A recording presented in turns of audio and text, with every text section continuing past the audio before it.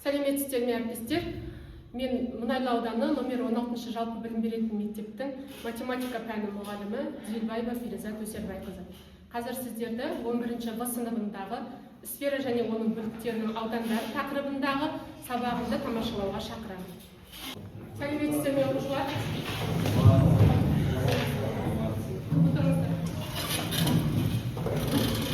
Бүгін сіздерге өтетін сабағымыздың тақырыбы сфера және оның бөліктерінің аудандары.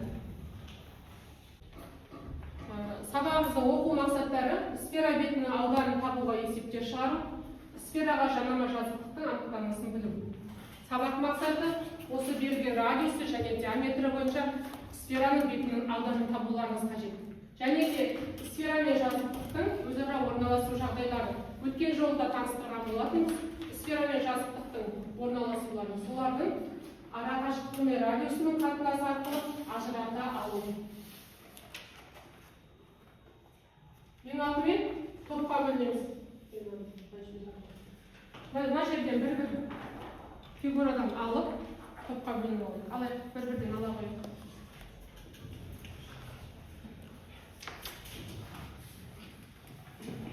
Бұл жерде сіздерде фигуралар берілген. Тез-тез ала қойып. Алтынбек тезірек ала. Фигуралар берілген. Алайық, фигураның түріне қарап, біз оның призма, пирамида, айналу денесі екенін ажыратуымыз қажет. Ал қарайық, қолымызға қандай фигура түсті қараймыз. Біздер барлық фигуралардың түрлерін өттік. Қандай фигура алдық қолымызға? Айналу денелері, мұнда келеміз. Айналу денелері, мұнда келеміз. Тез-тез. Айналу денелері, мұнда. Призмалар, мұнда. Пирамидалар, мұнда. Тез-тез сыналабаймыз. Пирамида біздің орнында оқиды. Қане, айналу денелері, мұнда келе қоямыз. Сапарға қандай фигура?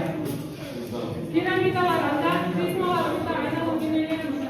Қандай фигура? Шақырды. Қолында. Призмалар, мұнда. Келе ол.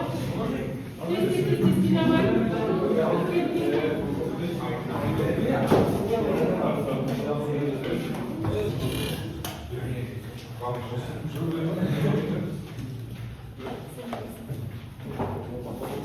Орнымызды дұрыстап бар.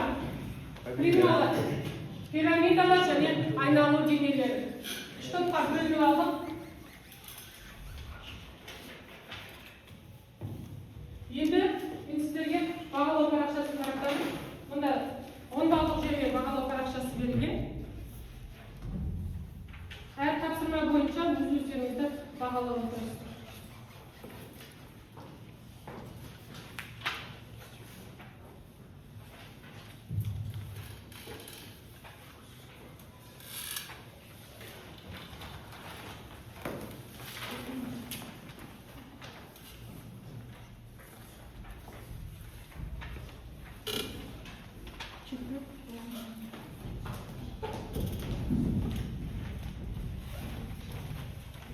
Енді өткен сабақты қайталау мақсатында орталық платформасымен сұрақтарға жауап бересіз.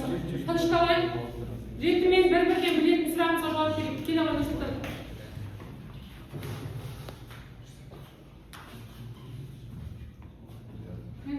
Келесі.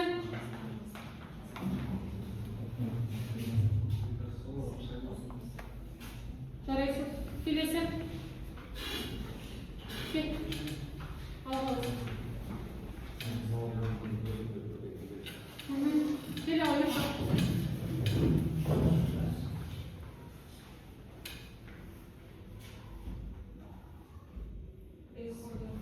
Көзге екі нүкте ұқсатын қорда жақсы. Алтынбек. Білеміз ба? Қане? Қанат. Жауап береміз кейсіз уақытымызды алмай. Жарайсыз. Шардың жазықтық пен қимасы дөңгелек дейді. Келесі. Келе ғой.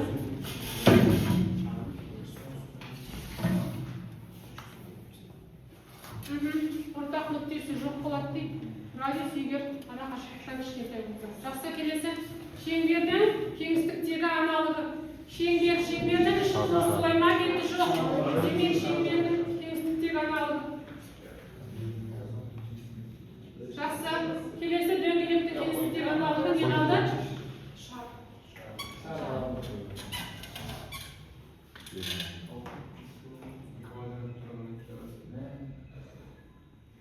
Barbara duruşlar esti. Biz tağda bir tında var. Men sferamын. Men kеңістіктегі бір ғана нүктеден бірдей қашықтықта орналасқан нүктелерден тұрамын. Менің тек сыртқы бетім ғана бар, ішкі бөлігім болмайды. Мені топтың сыртқы қабығымен салыстыруға болады. Менің көлемім жоқ, бірақ бет ауданы болады. Геометрияда мені көбіне бет ретінде қарастырады. Мен шардың шекарасын құраймын. Мен шармын. Менің ішкі бөлігім де, сыртқы бетім де бар. Мен орталықтан белгілі бір қашықтықтан аспайтын барлық нүктелерден тұрамын. Мені кәдімгі доппен салыстыруға болады. Менің көлемім де бет ауданы да есептеледі. Кеңістікте мен толық геометриялық дене болып саналамын. Сфера менің сыртқы шекарам болып табылады. Мен шар сегментімін, яғни шардың бір жазықтықпен кесілген қалпақшасымын. Мен әрдайым шардың үстіңгі бөлігіне немесе төменгі бөлігіне орналасамын. Менің биіктігім мен қиысылық бетім бар. Сондықтан мен көлемді және пішінді анық көрсетемін. Балалар мені геометрия сабақтарында көлемді есептеу үшін пайдаланады. Мен шардың толық көлемін көрсетпей, тек бір бөлігін көрсетемін. Сондықтан мені зерттеу қызықты. Менің пішінімді түсіну арқылы айналамыздағы дөңгелек заттардың формасын жақсырақ елестетуге болады. Кейде менің бетімдегі қиысылық сызықтар сәулелік есептерде де қолданылады. Мен шардың кішкене, бірақ маңызды бөлігімін, геометрияның бірегей көрінісімін.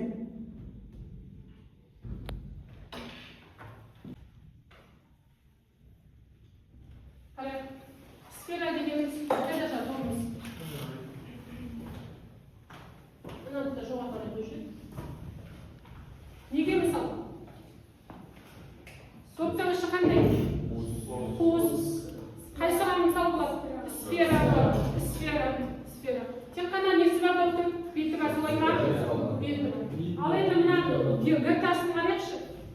Гіртасының мына бөлігі қандай фигура болып бізге береді? Шар. Оның іші қандай? Тұтас па? Іші тұтас.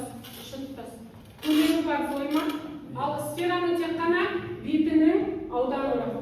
Шардың ғана біз көлемін анықтай аламыз. Шардың сыртқы беті ғана бізге сфераны береді. Түсінікті ғой, иә? Сфера ол жаңа үнемі айтамыз, кеңістіктегі бір нүктеден бірдей қашықтықтағы барлық нүктелердің жиынтығы. Центрден бірдей қашықтықтағы нүктелер. Шар осы нүктелермен шектелген кеңістіктегі бөлігі, кеңістіктің барлық нүктелерімен тұратын фигура. Жаңағы формулдағы біздегі радиус пен қашықтыққа байланысты. Егер міне қашықтық пен радиустан кіші болса, онда біздің радиусымыз не істеп тұр? Қиылысып тұр, солай ма? Мына жерде шеңберді қиып, біздің сферамызды қиып, онда қима пайда болып тұр. Келесі мында екеуінің ара қашықтығы бір-біріне тең болған кезде, олар бір-бірімен бір нүктеде ғана жанасып тұр, солай ма? Келесі қашықтық, жазықтық пен біздің центрден қашықтығы, радиустан мына жерде қандай қашықтығымыз? Үлкен. Сол уақытта екеуі бір-бірімен ортақ нүктесі жоқ. Енді сфера бетінің ауданы. Сфераның толық бетінің ауданының формуласы 4πr квадрат. Өткен сабақта да біздер оны қайталап айтқан болатынбыз. Бұл жердегі пи тұрақты шама 3,14. Сфераның бөліктері. Мынау қандай бөлігі? Сегментті қалпақшасы деп те айтады. Себебі төбесіне міне қалпақша сияқты болып тұр, солай ма? Шардың сегменттің біз ауданы табуды білеміз. Ол дегеніміз 2πr көбейтілген h деген менің биіктігім. Мына жердегі сегменттің биіктігі. Ал радиус деген мына берілген шардың радиусы. Түсінікті ма? Келесі сектор. Бұл шардың секторы. Сектор мұндағы біздер сектордың бетінің ауданын таппай кетеміз. Секторды біз шардың көлемдеріне келген уақытта қарастырамыз. Ол қарап отырсақ сектор дегеніміз конус пен сегментке орналастырылады. Солай ма? Демек біз ол көлем деген тақырыпқа келгенде қарастырамыз. Сол себепті біз бүгінгі тақырыпта тек қана сегменттің ауданымен шектеледі екенбіз. осы біздің сфера мен шарымызды геогебраны пайдаланып сызып көрейік.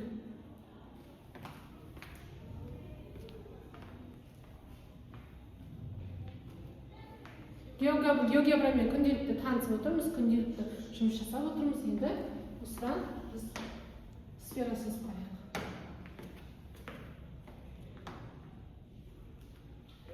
Ал енді бұл центрі қайда орналасқан? Координаталардың бас нүктесінде орналасқан. Солай ма? Енді элементтерін салып шығайықшы. Элементтерін салып шығатын болсақ. Мұнда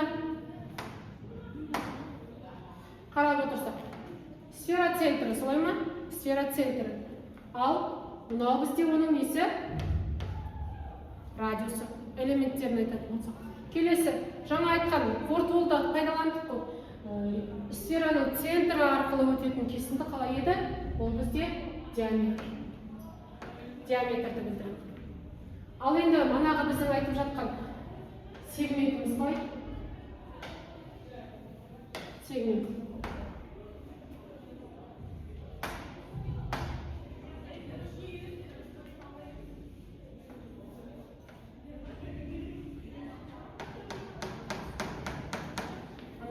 Пайда болатын бізде дөңгелек. Ол қаймақта пайда болатын еді.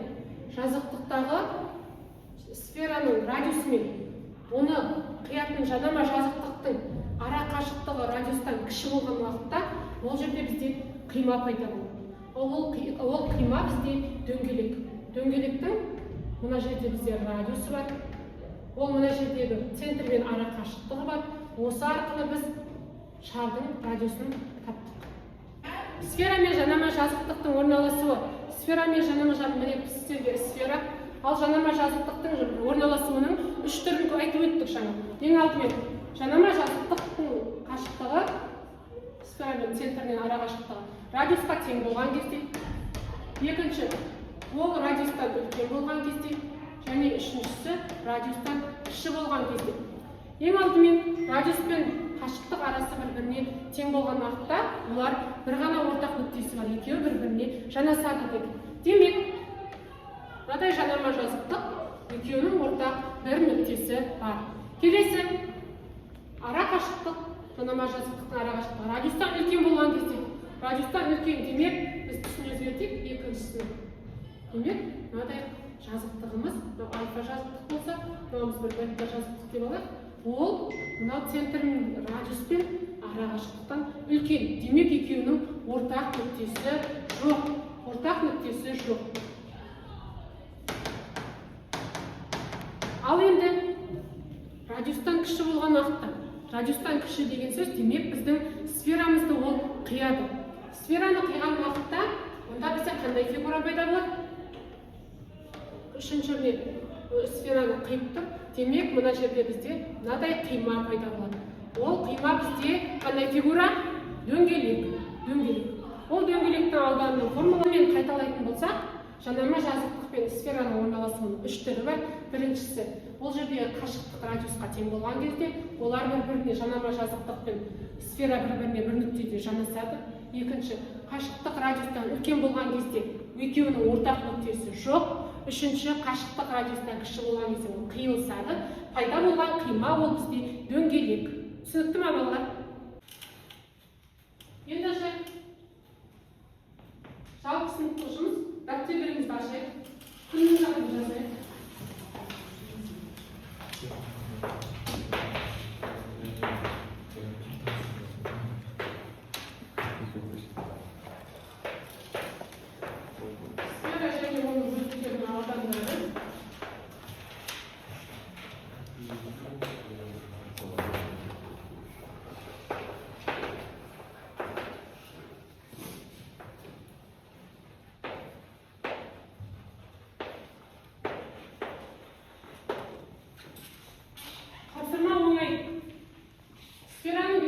Шар бетінің ауданы есептеңіз. Бұл жерде ауызша да орындауға болады деп тұр. Кім есептеді? 250 болды. Немесе тесте шаршы есеп болады. Кім шаршы берді есептеп? Оп-оңай, кім есептеп? Басқаларына түсінікті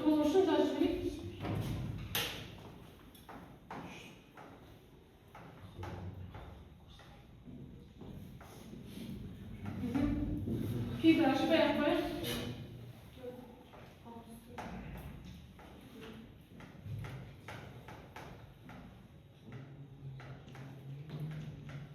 Yukarı dönüp aldı. Şahsı veresi. Өзіңе бір пайдалансаң болады. Келесі екіншісі. Кімде шықты? Диаметрі берілген, сфера бетінің ауданы неге тең? Диаметрі берілген, сфера бетінің ауданы. Диаметр неше радиусқа тең келеді? Кім есептейді? Тесте түсінікті осы келе ғой. Тыныштықтан есептейді бөле.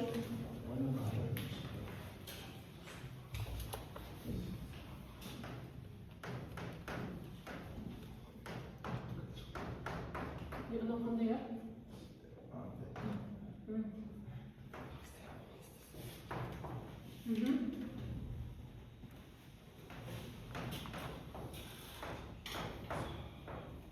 Сферада 2πr квадрат па?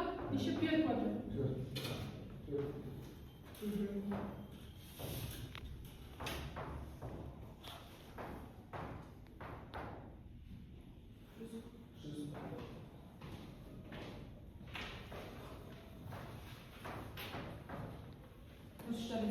Өзіңе бір пайдалансаң болады.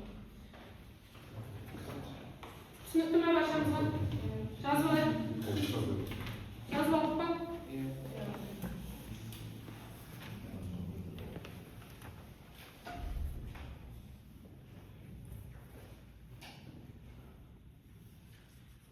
Келесі топтық жұмыс. Топтық жұмыс.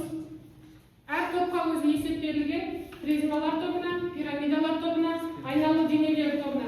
Әркім өз тобының есебін шығарамыз. Жақсы ма? Осы қағазға бір шетіне шығара беруге болады.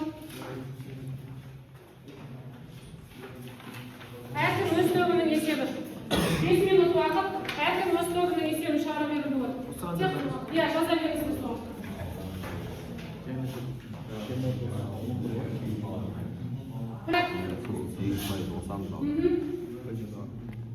Радиусы 10 сантиметр болады футболдың сыртқы бөлігін тігуге терінің қанша мөлшері қажет? Жазып қойдық па? Келесі пирамидалар тобына. Астана қаласы Бәйтерек монументі шарының диаметрі 22, осы шар бетінің ауданы. Айналу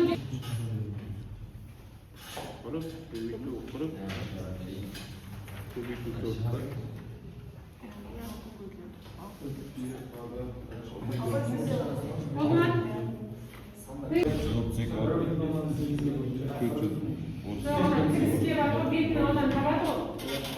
Тігіске кетеді ғой, тігісінің ішіне. Соған 8% материал қосыңыз деп. Ауданда 8%. Ауданы тапқан бетінің ауданында 8% қосыңыз. Молдап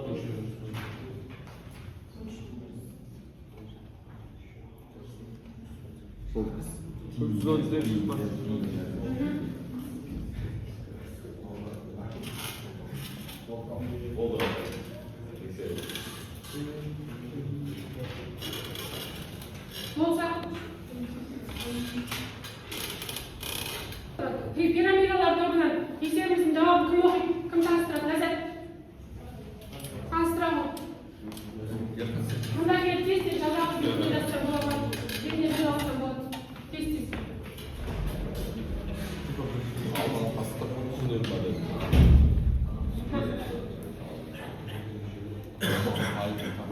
Пирамидалар болсын. Я сол жүргіземін.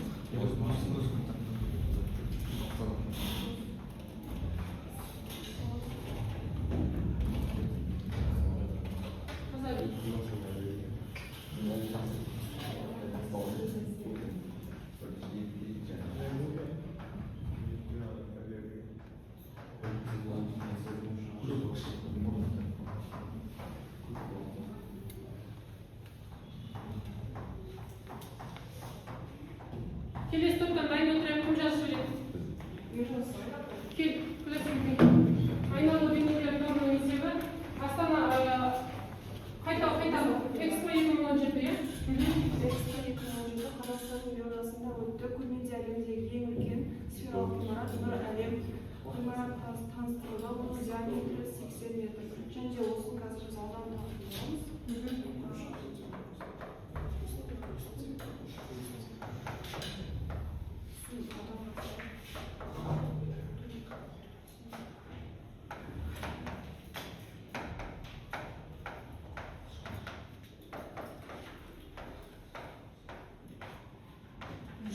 радиус деп берді.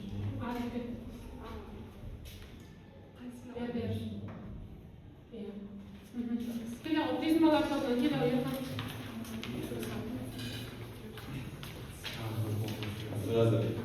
Радиусы 10 см болатын футбол добының бірінші сыртқы бетін ауданын тауып және тігістерге кеткен 8% оның материалын қосатын боламыз.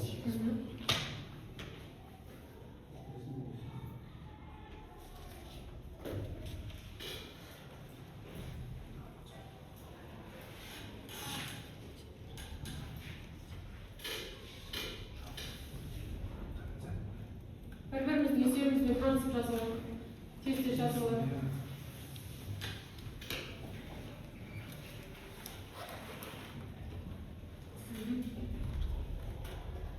Біз бұлттың бетінде тігіс бар, я солай ма? Ол тігістің ішіне де қандай да бір материал кететіні белгілі. Сол себепті ол тігістерге шардың беткі аймағының 8%-ін қосыңыз. Бетінің ауданы тапты, оған 8% материалды қосты. Сонда қасында не бар? Түсінікті ма башамызға есептеп?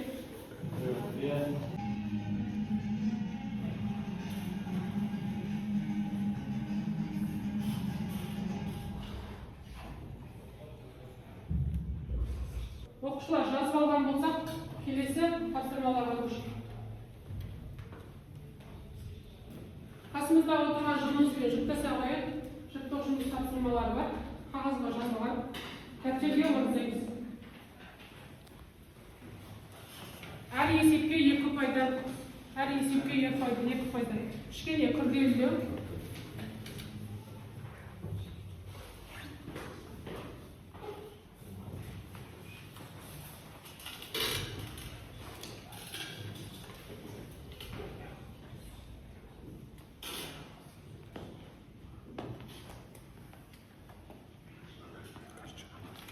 Жаңағы спираның бетіне берілген болса, есеп енді бұл жерде жазықтық пен қимасы берілген.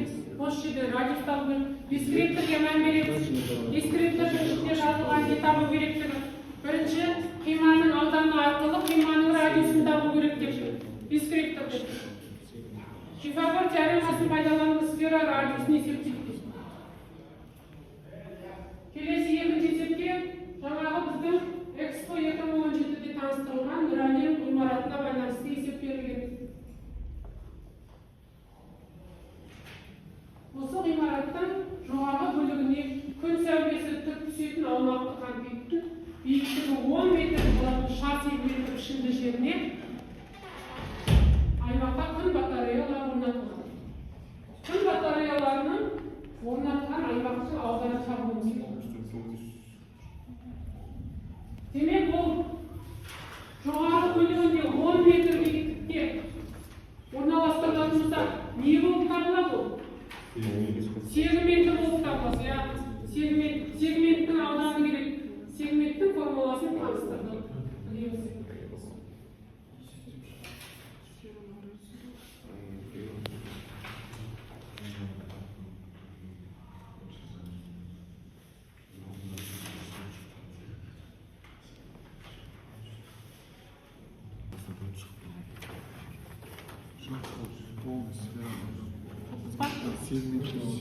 Мынау не?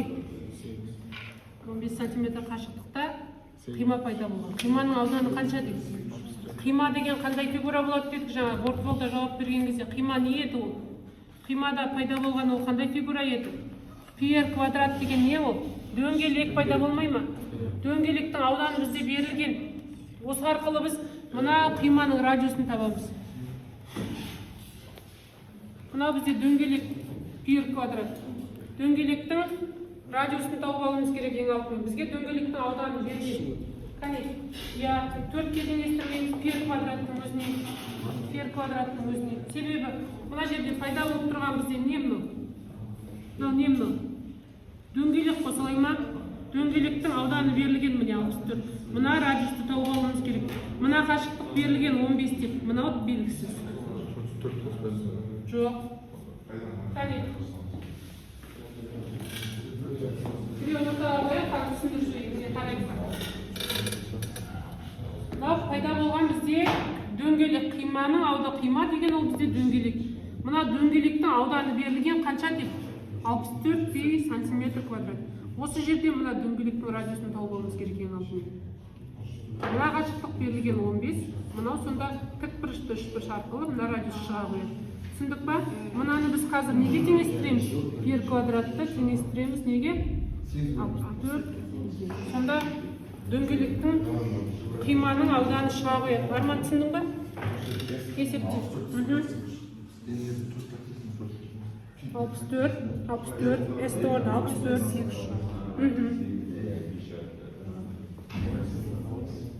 Пи радиустың квадраты.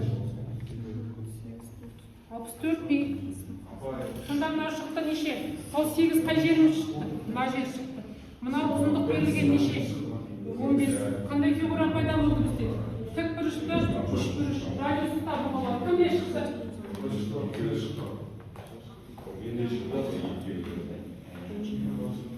Дұрыс, жарайсың. Келесі. 64 қанша болды?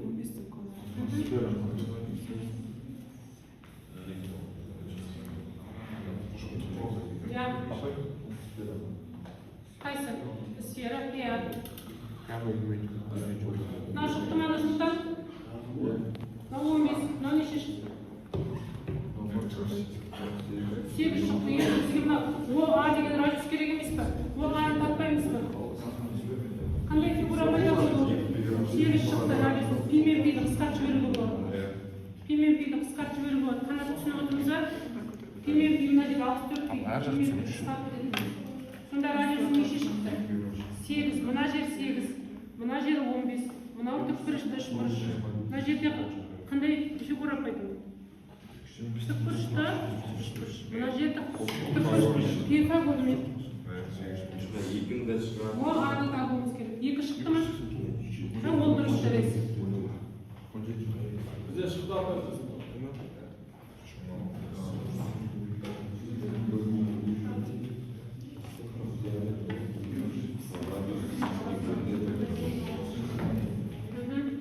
Дұрыс, жарайсың.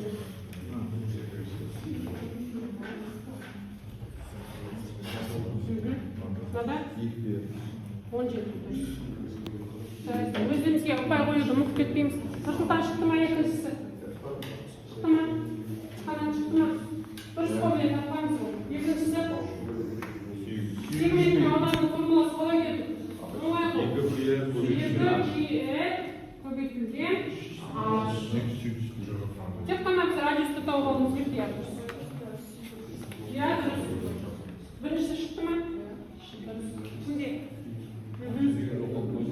Айнұра шықты ма? Алғанасы түсіндік па? 269-дан? Жоқ, 17. Енді сегменттік аламыз. Сегменттікі қалай деді? 2πr көбейтілген H деді қой, мана таныстырып кеттік сегменттің ауданын. 2πr көбейтілген H. Шықты ма, Арман? Түсіндік па? Есепті түсіндік па?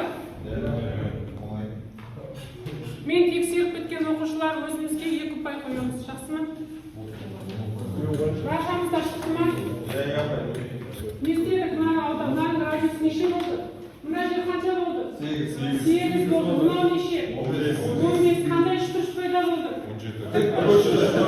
Мынау бізде пифагор теоремасымен шығарған неше шықты? 17. Мынау бізде 10 метр биіктікте күн батареялары орналастырылған екен. Демек мынау бізде қосымшасы қандай фигура? Сегменттің ауданын табу үшін біз тек қана бұл жерде нені анықтаймыз? Диаметр арқылы радиусты анықтаймыз. Орнына қоямыз. Жауабы неше шықты? 800.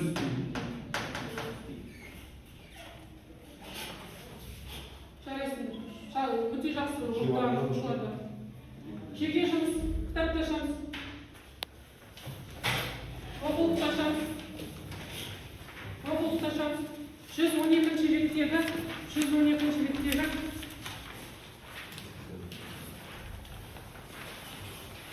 112-ші бет 17-де 15, 17-де 16-ші есептер. Тақтаға мен орындайын дейтін оқушылар ма? Иә, 17-де 15, 17-де 16-ші есептер. Тақтаға орындайтын оқушылар бар ма? Жандар бетіне берілген оқушы. Шардың радиусы 2 см, биіктігі 1 см тең. Шар сегментінің бүйір бетін алған қалыпты. Шар сегменттің бүйір бетін алған. Жаңа есепте пайдаландық. Жаңа есепті түсінген болсақ, оңай шара қоюға болады. Кім шары? Иә. Кім есептейді? Басқа? Жарас есеп. 17-де 15 жарас. Жаңағы біздегі сегменттің формуласын айтамыз. Тақтадан бұрын шығарып есептеп көрсетеміз. Шығарып тастадық па? 17-де 16-да кім шығарады?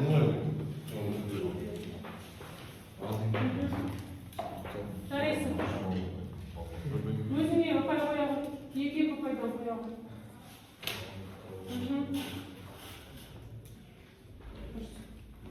Жарайсың деді.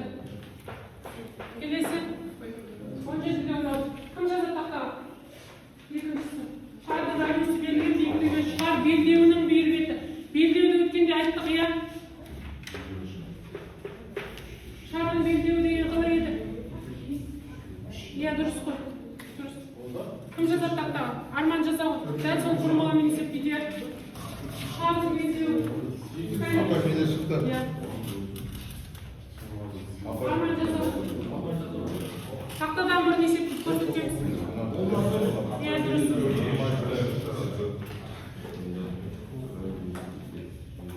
Шардың белдеуі деген мынау еді. Мынау емес пе шардың белдеуі? Мынау шардың белдеуі. Ол жерде мына жердегі биіктік бар. Сол сегменттің формуласы сияқты есептеледі. Дәл солай формуламен. Абай 17-де 6-ны шығарып отыр. Абай Иә. Шықты ма? Дұрыс. Жарайсың. Жарайсың, тағы 2 бол.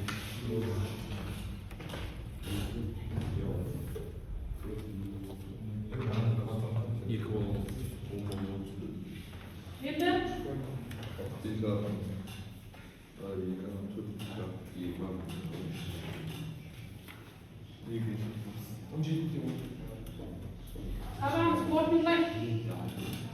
Тамамыз қорытындылайық.